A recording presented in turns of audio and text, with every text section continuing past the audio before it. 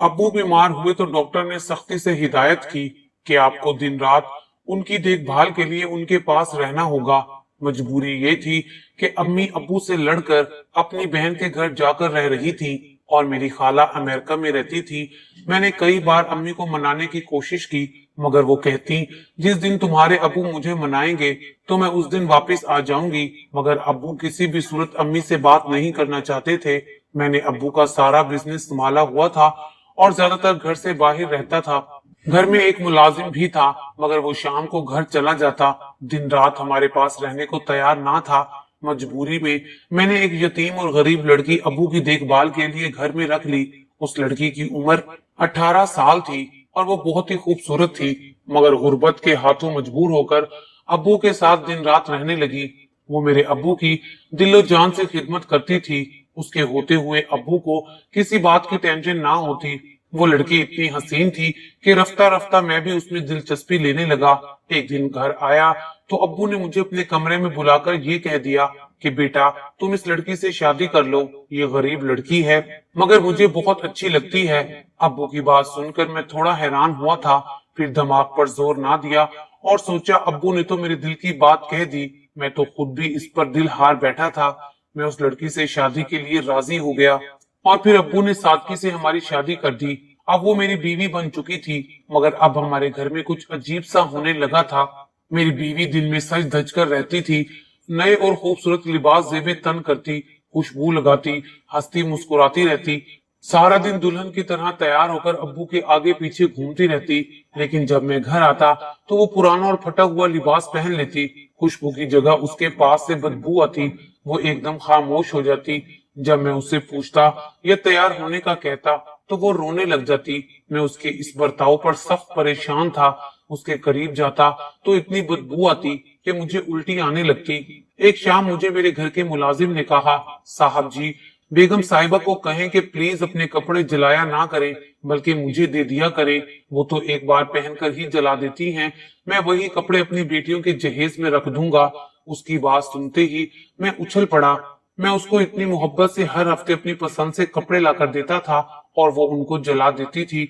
मेरी मोहब्बत को सराहने के लिए मेरे सामने जेबे तन नहीं करती थी। मुझे अपनी बीवी पर बहुत गुस्सा आया। अगले रोज मैं वक्त से पहले घर आया, लेकिन जैसे ही मैंने कमरे में कदम रखा मेरी सांस थम गई।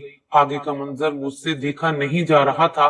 कभी सोचा भी ना था कि ये दिन भी देखना पड़ेगा, क्योंकि अंदर मेरी बीवी। मेरा नाम हाशिम है। मैं कराची का रहने वाला हूँ। मेरे अब्बू का अपना बिजनेस है और पढ़ाई मुकम्मल करने के बाद मैं वही काम संभालता हूँ। मेरी एक छोटी बहन थी, लेकिन वो बचपन में ही अगवा हो गई। आज तक उसका केस और तलाश जारी है, मगर वो आज तक नहीं मिली और ना ही उसका कोई अता पता है। ये बात कुछ अरसा पहले की है, जब मेरे वालिद की तबीयत खराब थी। अम्मी लड़कर घर छोड़कर चली गई थी और वो मुल्क से बाहर रहती थी और मैं पाकिस्तान में बिजनेस संभाल रहा था। ऑफिस में मुझे हर वक्त अपने अब्बू की फिक्र लगी रहती थी। जब से मेरी बहन अगवा हुई थी वो गुमसुम से हो गए थे और मेरी अम्मी आजाद ख्याल औरत थी। वो हमसे दूर रहकर भी बड़ी खुशहाल जिंदगी गुजार रही थी, मगर आजकल अब्बू की तबीयत काफी खराब रहने लगी थी। मैंने अब्बू के डॉक्टर से कहकर उनके लिए एक अच्छी और जिम्मेदार नर्स हायर करने को कहा। जब पीछे खड़ी मुलाजमा मुझे मुंतजिर नजरों से देखने लगी, मैंने बात खत्म करते ही उनसे पूछा, कोई बात है क्या? तो उसने कहा, साहब जी, हमारे मोहल्ले में एक लड़की है, काफी मुस्तहिक है, वो जरूरतमंद भी है। अगर आप कहें तो मैं उसे बुला लाती हूँ। वो साहब जी का बहुत अच्छे से ख्याल रखेगी। मैंने उसे इजाजत दे दी। अगली सुबह वो मेरे ऑफिस जाने से पहले उस लड़की को ले आई। मैं ड्राइंग रूम में गया तो मेरे कदम पत्थर के हो गए। सामने बैठी लड़की बेइंतहा हसीन थी, सादे लिबास में सोगवार थी, बहुत जाज़िबे नजर लग रही थी। उसकी आंखों में वीरानी सी लगती थी। बिना किसी मेकअप आराइश के वो मेरे दिल को जकड़ चुकी थी। मैंने खुद को संभालते गहरी सांस ली और उसके सामने बैठ गया। मेरे बैठने पर उसने मुझे चौंक कर देखा और फिर उसकी आंखों में हैरानी होती वो हवा से बाख्ता खड़ी हो गई। उसके साथ मैं और मेरा मुलाजिम भी हैरत से खड़े हो गए। मेरे मुलाजिम ने उससे बात करना चाही तो वो जल्दी जल्दी बोल उठी, मुझे यहाँ नहीं रहना, मुझे जाना है। उसके लहजे में अनदेखा सा खौफ था। मैं शायद हैरान हुआ कि वो ऐसा रवैया क्यों अख्तियार कर रही है। जब वो दोबारा बोली, मुझे यहाँ नौकरी नहीं करनी, प्लीज मुझे मेरे घर जाना है। मेरा मुलाजिम भी परेशानी से उसे देख रहा था। जब काम नहीं करना था तो फिर यहाँ आई क्यों थी? वो लड़की मुझे तिरछी नजरों से देख रही थी, जैसे मैं उसे नुकसान पहुंचाऊंगा। वो वहां से जाने लगी। जब मैं अचानक उसके सामने आ गया, मुझे समझ नहीं आया कि मैंने ऐसा क्यों किया। मुझे मुलाजमों की कमी ना थी, मगर मैं उसके डर की वजह जानना चाहता था। मेरा सामने आना था कि वो उछलकर पीछे हटी और माथे से पसीना साफ करती मुझे डर के देखने लगी। मैंने गहरी सांस ली। एक तो वो बेहद हसीन थी, उस पर उसका खौफ ज़दा होना दिल में हशर बर्पा कर गया था। मैंने उसे कहा, देखिए प्लीज, आप मुझसे डरे नहीं। यहाँ कोई आपके साथ जबरदस्ती नहीं करेगा। जैसे आप चाहेंगी वैसे ही होगा। परेशान मत होइए। मेरी नरमी से कहने पर वो हैरान नजरों से मुझे देखने लगी। मैंने उसकी आंखों से बामुश्किल नजरें चुराई। मेरे वालिद की तबीयत खराब है और मैं कोई जिम्मेदार और समझदार लड़की चाहता हूँ जो मेरे वालिद का ख्याल रखे। मुझे आपके बारे में एक नर्स ने बताया था कि आपको काम की जरूरत है। अगर आप चाहेंगी तो हम आगे बात करेंगे, वरना मेरा ड्राइवर आपको घर छोड़ देगा। मेरे तहम्मुल से कहने पर वो लड़की मुझे देखने लगी। वो काफी देर परेशान खड़ी रही, फिर बैठ गई। उसके बैठने का मकसद समझते ही मैं भी बैठ गया और बोला, आपको 24 घंटे मेरे वालिद का ख्याल रखना है। तनख्वाह मैं आपको आपकी जॉब के हिसाब से ज्यादा ही दूंगा, लेकिन किसी भी कोताही की गुंजाइश नहीं। आपको मेरे वालिद के खाने पीने, दवाई और सब चीजों का ख्याल रखना है। मेरे कहने पर उसने असबाब में सर हिलाया। मैंने अपने मुलाजिम को बाकी काम समझाने के लिए कहा और बाहर निकल गया। वहां बैठना मुहाल था। उस लड़की को देखते ही मेरे दिल शोर करने लगता था। यूं लगता था जैसे वो अपनी अपनी सी है। अगले दिन से वो मेरे वालिद की देखभाल करने लगी। मैं जब भी अब्बू के कमरे में जाता, कभी वो अब्बू के पांव दबा रही होती, कभी हाथ। मेरे वालिद की तबीयत में भी वाज़े मिस्बत तब्दीली आ रही थी। आज मेरी छुट्टी का दिन था। मैं गैर इरादी तौर पर उसका इंतजार कर रहा था। मैं उसके मुतल्लिक ही सोच रहा था। मैंने देखा था कि वो सिर्फ 2 ही सूट पहनकर आती है, कभी वो सियाह तो कभी गुलाबी। देखने में वो काफी पुराने लगते थे। मुझे तो उसका नाम तक भी पता ना था। उस दिन वो इतना डरी हुई थी कि मैंने पूछा ही नहीं। वो रोज सुबह ही आ जाती थी और अब दोपहर होने को आई थी। मैंने अपने मुलाजिम से जरा सख्ती से पूछा कि वो अभी तक आई क्यों नहीं। वो उदासी से बोला, साहब जी, कल रात उसकी फुफ्फू का इंतकाल हो गया है। सुबह फजर में तदफीन हुई है। वो बहुत रो रही थी क्योंकि अब तो उसके आगे पीछे भी कोई नहीं रहा। वो कल भी बहुत परेशान थी। मुलाजिम बता रहा था कि उसका सुनकर मेरा दिल उदास होने लगा। मैंने खामोशी से इस बात में सर हिलाया और पूछा, क्या वो काम पर नहीं आएगी? तो उसने फौरन कहा, वो आएगी, लेकिन कुछ दिन लगेंगे। साहब जी, वो मुझे बताकर गई थी। मैं गहरी सांस लेते हुए अपना सर हिलाकर रह गया। 4 दिन बाद वो वापस नौकरी पर आ चुकी थी। मैंने देखा कि वो पहले से ज्यादा उदास रहने लगी थी। मुझे उससे हमदर्दी के अलावा कोई और जज्बा भी महसूस होता था। गौर करने पर इदराक हुआ कि वाकई मैं उससे मोहब्बत करने लगा हूँ। वैसे भी वो मेरे अब्बू का ख्याल रखती थी। अब्बू अब पहले से काफी बेहतर हो चुके थे। एक दिन मैं ऑफिस से आया तो अब्बू ने मुझे अपने पास बुला लिया। मैं जैसे ही अब्बू के रूम में गया तो वो मेरे इंतजार में बैठे हुए थे। मेरी बात करने से पहले ही उन्होंने मुझे कह दिया कि बेटा, मैं चाहता हूँ तुम ये लड़की जो मेरी देखभाल करती है उससे शादी कर लो। ये लड़की मुझे बहुत अच्छी लगती है और मैं चाहता हूँ कि ये लड़की मुझे छोड़कर ना जाए, हमेशा मेरे पास रहे। अब्बू ने तो मेरे दिल की बात कह दी थी। भला मुझे क्या इतराज हो सकता था? मेरे अंदर तो खुशी से लड्डू फूट रहे थे, मगर मैं इन सब के पीछे अपने अब्बू का छुपा हुआ मकसद ना समझ पाया था। उनका कहना था कि बेटा, मैं तो खुद इस लड़की को बहुत पसंद करता हूँ। इसकी नजरों में बहुत अपनायत है। मैं सिर्फ इसलिए अपना ख्याल नहीं जाहिर कर रहा था कि तुम ये ना कहो कि मैंने तुम्हारे लिए मुलाजमा पसंद कर ली है। मैंने अब्बू की बात की नफी की और शादी के लिए हाँ कर दी। और फिर मुझे अब्बू से उसका नाम पता चला। उसका नाम नूर था, उसी की तरह खूबसूरत नाम। 3 दिन बाद अब्बू ने बताया कि वो मुझसे शादी करने के लिए राजी नहीं हो रही।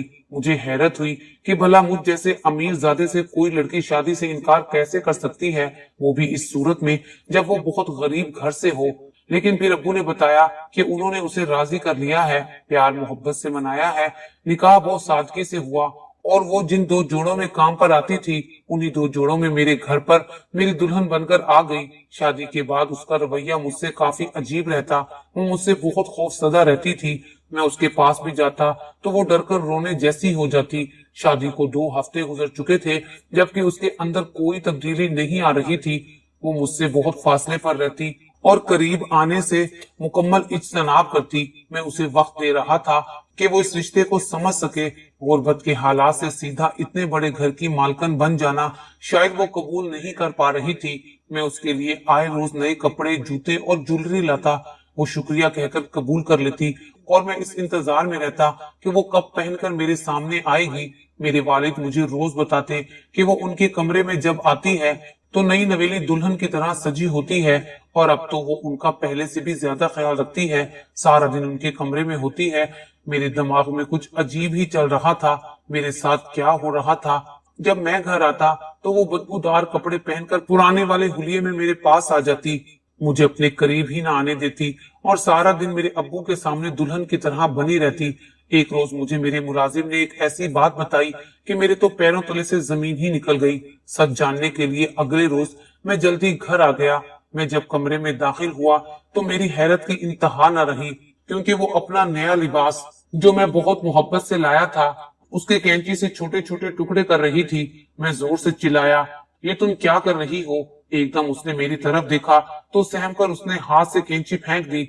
मैंने उससे दोबारा पूछा तो वो मुझसे खौफजदा होकर जारो कतार रोने लगी। मैंने गुस्से से उसके सारे कपड़े अलमारी से निकालकर फेंकना शुरू कर दिए और साथ साथ चिल्लाने लगा, तुम्हें परेशान होने की जरूरत नहीं, मैं एक ही बार इन सबको आग लगा देता हूँ। उसके रोने में मजीद शिद्दत आ गई, लेकिन अचानक उसका रोना बंद हो गया और चेहरे का रंग सफेद पड़ गया। जब मैंने उसके कपड़े नीचे फेंके तो कपड़ों के साथ एक और चीज नीचे गिरी, जिसे देखकर मुझे अपनी आंखों पर यकीन नहीं आ रहा था। मुझे चक्कर से आने लगे थे। लगता था मैं अभी यही खड़े खड़े गिर जाऊंगा। खुद पर काबू पाते हुए मैंने बेयकीनी से अपनी बीवी को देखा, जो डरकर मुझे ही देख रही थी, जबकि नीचे गिरी चीज देखकर मेरे पैरों तले से जमीन खिसक चुकी थी, क्योंकि नीचे गिरी हुई चीज मेरी बीवी की। ये बचपन की बात है। जब मैं 12 साल का था, मेरे अब्बू अपने साथ एक 8-9 साला गोल गोल गालों वाली गोरी सी बच्ची लाए थे। मेरी अम्मी के पूछने पर उन्होंने बताया था कि शाइस्ता की बेटी है। ये सुनने की देर थी कि अम्मी ने बुरी तरह चिल्लाना शुरू कर दिया, जब वो भरी दुनिया में रुसवा कर कर गई है तो उसकी औलाद को क्यों लाई हो तुम, ताकि ये भी कहीं मुंह दिखाने के काबिल ना छोड़े। वो बच्ची सहम कर अब्बू के पीछे छुपने लगी।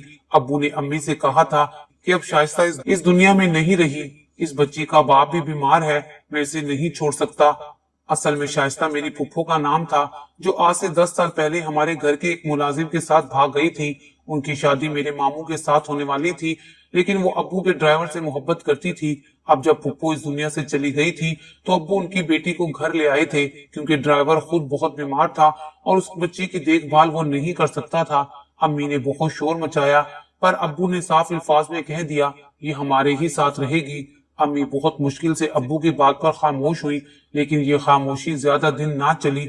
जब अब्बू कुछ अरसे के लिए अमेरिका चले गए तो मेरी अम्मी ने मेरे दिल में उसके लिए इतनी शदीद नफरत भर दी थी कि मुझे वो छोटी सी बच्ची जहर लगती थी। दिल करता था कि उसका गला दबा दूं। जब वो खाना खाती तो मैं उसकी प्लेट गिरा देता। एक मर्तबा मैंने उसका खाना कुत्ते के बर्तन में डाल दिया। वो बहुत रोई तो मैंने उसके रोने पर उसे थप्पड़ मारकर कमरे में बंद कर दिया।